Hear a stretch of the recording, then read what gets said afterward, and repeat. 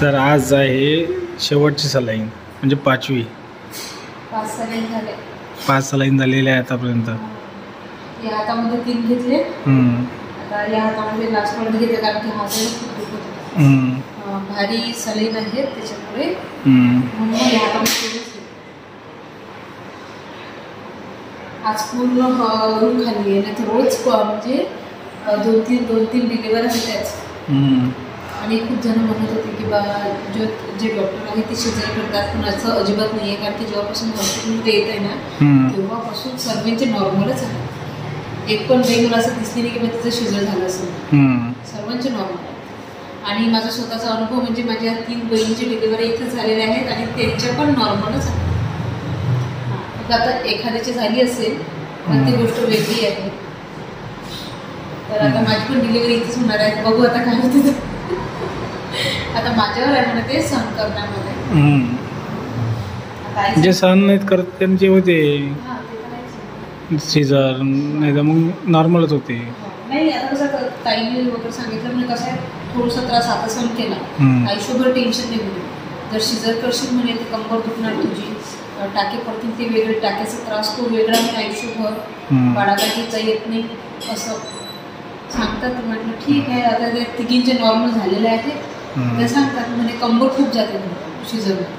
तर शिजर चुकून करू म्हणजे लागलं तर फिरतचं चांगली मोकळी राहा म्हणजे कसं बाळ फिरते ना. मग ते आता सरांनी पण चेक केलं. आता म्हणजे रोज जेव्हा मी सलाईन घ्यायला येते ना रोज सर चेक करलं. तर सरांनी सांगितलं आता बाळ खूप छान आहे म्हणे, पोटामध्ये पाणी पण जसं पाहिजे आपल्याला भरपूर पाणी झालेलं आहे, बाळाची वाढ पण बरोबर आहे, तर आता टेन्शन नाही आहे. चला आता तुम्ही आराम करा, जास्त बळबळ करू नका. कसं आहे आता कोणीच नाही. कारण जेव्हापासून मी येत होती ना गर्दीत होती इथे. गर्दी होती तर मग आता आम्ही बाया बोलत होतो. आता खाली आहे म्हणून मी तुमच्यासोबत बोलत आहे. बरं चला आता आराम कर. चल ठीक आहे आता आराम करते. झोप थोडा वेळ. हे होत येतं मग हे लागले की नाही तुम्हाला हेवी आहे. त्याला 2.5 ते 2.25 तास लागतात. 2.5-3 तास लागतात. हे तर अर्ध्या तासामध्ये होऊन जाते. तर म्हणून आता ही सलाईन होईपर्यंत बसते आणि जेव्हा गेला होती ना तेव्हा मी झोपून जाते म्हणजे टेन्शन नाही राहत ना सलाईनचं. हे सुरू होऊन जाते. ठीक आहे. 2 तासपर्यंत. ठीक आहे ठीक आहे ठीक आहे. Okay okay okay. हां चला. तुम्हाला असं वाटत पोर का नाही सुटलं. मग आईने सांगितलं की बस 7व्या महिन्यात दिसत नसते, 9व्या महिन्यापासून पोट वर येते. तर आता दिसायला लागलं समजावं. आता जरा बरं वाटतं. असं एक मधात एक फिलिंग असते ना कारण की 2 वेळा तसं झालं तर थोडंसं वाटतं. चला आता सर्व चांगलं आहे. आता सर्व चांगलं आहे. एक दिवस ते असं म्हणजे हल्लं नाही ना तर मी काय करत असते माहिती का अशी अशी अशी करते पण मग लाटा चालू होत जाते. म्हणजे ते झोपलेलं राहते मध्ये जास्त करून ते आता आराम घेते. त्याला मग आपल्या आजीच्या घरी यायला आराम. आता बाहेर निघाल्यावर मग आरामच नाही आहे, मग मस्त्याच आहेत. मग लेकराचं काय ते रडणं वगैरे तेच चालतं. फक्त रात्रीचं नाही रडलं पाहिजे, बारीक रडतातच ते काय म्हणले लेकरं असे आहे ते रात्रीचीच टाईम नसते त्यांचा काही. आता जुने लोक म्हणत होते जर डिलिव्हरी जर रात्री झाली तर बाळ रात्री म्हणजे रडते काय सकाळी कधी असतात. तसं आता काय माहिती चांगलंच होणार सगळं. पॉझिटिव्ह एनर्जी ठेवा आजूबाजूला. बी पॉझिटिव्ह. बरोबर आहे. मी आहेच ना, मी बी पॉझिटिव्ह. फ्रेंड्स आत्ताच हॉस्पिटलमधून आली मी. आता या हातामध्ये दिली होती सलाईन आणि 5 सलाईन झालेल्या आहेत. तर तसं डॉक्टरांना विचारलं होतं आणखीन घेण्याची गरज आहे काय, पण त्यांनी नाही सांगितलं. तर आता लास्टवाली सलाईन होती ती घेऊन झालेली आहे. आता 7 दिवसांनी परत जावं लागेल चेकअपसाठी. नॉर्मल चेकअप आहे. तर 7 दिवसांनी बोलावलं हॉस्पिटलमध्ये. तर तेव्हा जो होता बस आल्याबरोबर टरबूज खाल्लं मी अगोदर. इतकी भूक लागली होती की खूप. तशी तर जेवण करून गेली होती घरून पण तिकडनं आल्यानंतर मग खूप भूक लागली होती म्हणून टरबूज खाल्लं. इकडे आई आता 2:20 होते. बिचारीला मी आली तर शिल्लक कामं चालू होत. हां तू जेवण केलं. अच्छा तर चला मग आता थोडा आराम करू. आता खूप वेळचा मी आराम करत आहे कारण की आज काय झालं माहिती आहे काय, त्या नर्सने जे इंजेक्शन दिलं होतं ना इथे सलाईन, तर ते खूप हात माझा सुजलेला आहे कारण की तिने बरोबर लावलेलंच नव्हतं. तर तेव्हा म्हणजे तात्पुरतं मला तेव्हा असं हे नव्हतं वाटलं की म्हटलं बा चला जाऊ दे तात्पुरतं दुखणार, पण कशाचं मग जेव्हा त्यांनी ती सुई काढली हातातली ना तेव्हापासून पूर्ण हात सुजलेला आहे माझा, काहीच करता येत नाही आहे आणि तसं तर काही करावं लागतच नाही आहे. पण तसं पण तात्पुरते म्हटलं चला आई म्हणजे काही ना काही हेल्प करते, तर ते पण होत नाही आहे. तर आई मला कल्लास करत आहेत बा तू आरामच कर, आणि हॉस्पिटलमधून आले ना तेव्हापासून मी आरामच करत आहे माहिती आहे काय. आता 8:30 वाजलेले आहेत, आईचा स्वयंपाक झालेला आहे, भांडे राहिले फक्त घासायचे. आई काय बनवलं आहे जेवणामध्ये? टमाट्याची भाजी केली, हां गाजराची भाजी, गाजराची भाजी, टमाटरची भाजी, टमाटरची भाजी आणि आता शेंगा मस्त भाजी वाटाण्याची. तर वाटाण्याच्या शेंगा भाजून घेत आहे आई, कारण की मला वाटाण्याच्या शेंगा खूप आवडतात. बरं एक काम करते, भांडे काढून दे, मी घासून घेतो एवढे थोडेसेच आहे. हां नाहीच म्हणते आता. हा ना तू उद्या मग आपण फिरू बाहेर. हां नाही तर भांडे ठेवून दे, आपण सर्व ते जेवणाचे सर्व सोबत घातले जातात. मग ते शेंगा भाजून घेतो मी आता सोबतच खवत, आणि सकाळपासून नुसतं खाणंच चालू आहे. आता मगाशी पण संत्र खाल्ले, दादानी आईस्क्रीम आणली होती, आईस्क्रीम खाल्ली. आतमध्ये इतकं गरम होत आहे. आता बाबाला उद्या पहिले कूलर काढायला होतो. आता बरं ठीक आहे, आत्ताच काढायला लाव. मग ते भांडे ठेवून देईन, चल बाहेर अजून. मग हां फिरते मी थोडा वेळ. चला आता इथला लाईट लावला नाही वाटते दादांनी, इथला लाईट लावून देते. अरे अरे बटन डिले झालं वाटतं इथलं. हां नाही लागला. तर चला आता आईचा स्वयंपाक झालेला आहे. आईने मस्तपैकी टमाटरची चटणी बनवली, पोळ्या बनवल्या, त्याच्यानंतर आता वाटाण्याची शेंगा भाजून घेते. आणि दवाखान्यातून आली त्यापासून नुसतं आराम चालू आहे, काहीच करणं होत नाही आहे. आणि तसं पण आहे ना, आईची इथं आल्यानंतर असं मला वाटत आहे की मी खूपच आळशी झाली माहीत आहे का, की काहीच काम करत नाही आहे, सर्व काम आईच करत आहे. तर खूप आळशी झाली माहीत आहे. घरी तरी मी काही ना काही काम करत होते, पण इथं तर सर्व बंदच झालं माझं. तर काल तर मी फिरली पण नाही बाहेर. तर आई आता म्हणत तू फिर पहिले, कारण की कसं बसल्या बसल्यानं असे हातपाय दुखून येतात. आणि काल कसं इंजेक्शन घेतलं होतं कमरीमध्ये, तर ते इंजेक्शन पण खूप दुखत आहे. आणि आज हातामध्ये सलाईन घेतली, तर तिथलं थोडंसं सुजलं तर ते पण दुखत आहे माझं. तर चला आता थोडा वेळ फिरते मी आई येईपर्यंत, आणि त्याच्यानंतर मग जेवण करू आणि मग पुन्हा फिरू.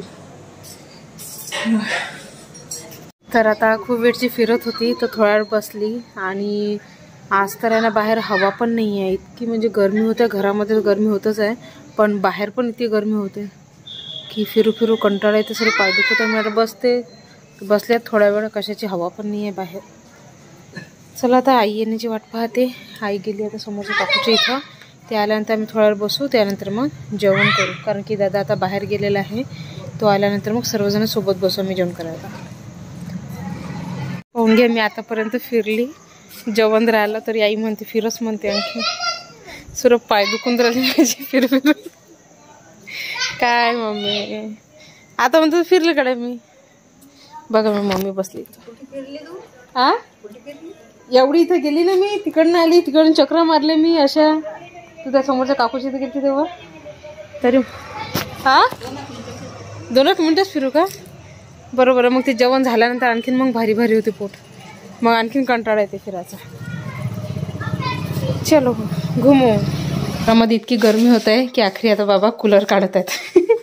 नाही बाबा आज जास्तच हे वाटत होतं ना ऊन बाहेर, आणि गरमी पण खूप होऊन राहिली. चला आता दादांनी सांगितलं कलर आणला म्हणे, तर मग आता कलर उद्या मला सांग की राहू देत, आता असंच काढून घेतो. ठीक आहे दादा लिहू द्या, मग तसं काढून घ्या, नाही तर येलं आजच्या दिवस उद्या पाहायला जाते मग. कारण की घरामध्ये इतकी गरमी होऊन राहिली आणि बाहेर पण हवा अजिबात नाही आहे, तर त्याच्यामुळे दादाने सांगितलं कूलर काढून घ्या. तर जरा आता फिरणं झालेलं आहे, दादाची वाट पाहणं आहे कधी येते काय माहीत जेवण करायला. आता खूप वेळची फिरत आहेत, पाय पण खूप दुखत आहेत माझे. तर आता थोड्या वेळ बाहेर बसते आणखीन. तर फ्रेंड्स बस आत्ताच जेवण झाले, आणि इतकं टाईट जेवण झालं की आता उठायला पण मला त्रास होत आहे. तर दादाने आताच भाजीपाला आणला होता, तो बाहेर गेला, त्याचं जेवण राहिलं, तर त्याच्यासाठी थांबलो होतो. पण त्यांनी सांगितले बा तुम्ही जेवण करून घ्या, मला खूप वेळ लागणार आहे. तर म्हणून मग आता आम्ही तिघांनी जेवण करून घेतलं. तर आता मेडिसिन राहिले घेण्याच्या, तर मेडिसिन घेण्याआधी आज मला डॉक्टरांनी सांगितलं, म्हणजे कसं आता मी विचारलं त्यांना की आता कसं 9वा महिना लागलेला आहे, तर गरम वगैरे चालते का, म्हणजे ज्यूस वगैरे. कारण की मला पायनॅपल ज्यूस नाही सांगितलेलं होतं, आणखी त्याच्यानंतर आपलं कशाचं म्हणतो आपण, हां ऊसाचा रस नाही सांगितला होता, आणखीन असं गरम वगैरे खायला नव्हतं सांगितलं, पण मी आज विचारलं तर डॉक्टरने सांगितलं बाई ज्यूस वगैरे चालते म्हणे घ्यायला. पायनॅपलचं ज्यूस पण चालते आणि उसाचा रस पण चालतो. फक्त जास्त असं गरम, कसं आता उन्हाळा लागलेला आहे आणि तशीच गरमी आहे ना खूप होत आहे, तर जास्त गरम नाही खायला सांगितलं, फक्त ज्यूस वगैरे नारळ पाणी घ्यायला सांगितलं. तर येताना दादानी आहे ना माझ्यासाठी पायनॅपलचं ज्यूस आणलेलं आहे. तर आता हे ज्यूस घेऊन घेते, कारण की आता जेवण झालं, ज्यूस घेते थंड थंड मस्त. आणि थोड्या वेळ मग आणखीन फिरते बाहेर, कारण की आई तशी झोपू देत नाही मला माहिती आहे. कारण की रोज जेवण झाल्यानंतर मला माझी आई किंवा माझा दादा रागवतो किंवा कारण की फिरल्याने आहे ना बाळांना मोकळं राहते पोटामध्ये. तर म्हणून मग आता आई भांडे घासत आहे. तर आईचे भांडे घासून होईपर्यंत मग मी ज्यूस घेते आणि त्यानंतर मग बाहेर फिरणार. म्हटलं काय झालंय आहे बा, मी आता ग्लासभर घेतलेला आहे ज्यूस. तर मी एक ग्लास घेतला, आईला म्हटलं थोडंसं आई घेऊन घेता. आई म्हणते आता मी आईचं जेवण खूप म्हणजे टाईट झालेलं आहे, आई म्हणते मी कशी घेऊ, थोडंसंच आहे नाही ते घेऊन घेते एवढं. बाकीचं आता एवढं मोठं घेतलेलं आहे मी, मस्त थंड थंड आहे. गोड आहे मस्त.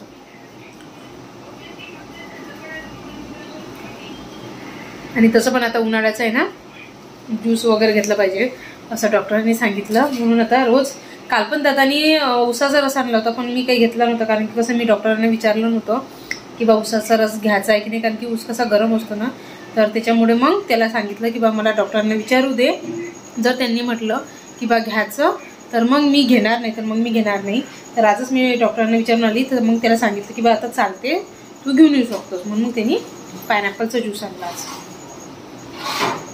आणि आजचं जेवण इतकं पोटभर झालेलं आहे की आता अशी इच्छा नव्हती होत, पण म्हटलं पिऊन घेते कारण की थंड आहे म्हणून. नाही तर आज म्हणजे आज आईने भाजी बनवली ना, ती इतकी टेस्टी झाली होती.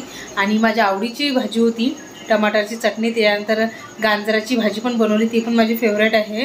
तर खूप छान जेवण झालं. तर आता पटकन हे पिते मी पायनॅपलचा ज्यूस आणि बाहेर फिरते. तशी तर मगापासून मी 3-4 वेळा फिरली, आता हे एक वेळा आणखी फिरावं लागणार आहे. तर हे घेऊन घेते, नंतर मेडिसिन घेते आणि नंतर मग बाहेर फिरायला जाणार. तर चला तर मग फ्रेंड्स, आजचा ब्लॉग मी इथेच थांबवते. आणि याचा ब्लॉग तुम्हाला कसा वाटला हे मला कमेंट करून नक्की सांगा. माझ्या व्हिडिओला लाईक करा, शेअर करा आणि चॅनलला सबस्क्राईब करायला विसरू नका.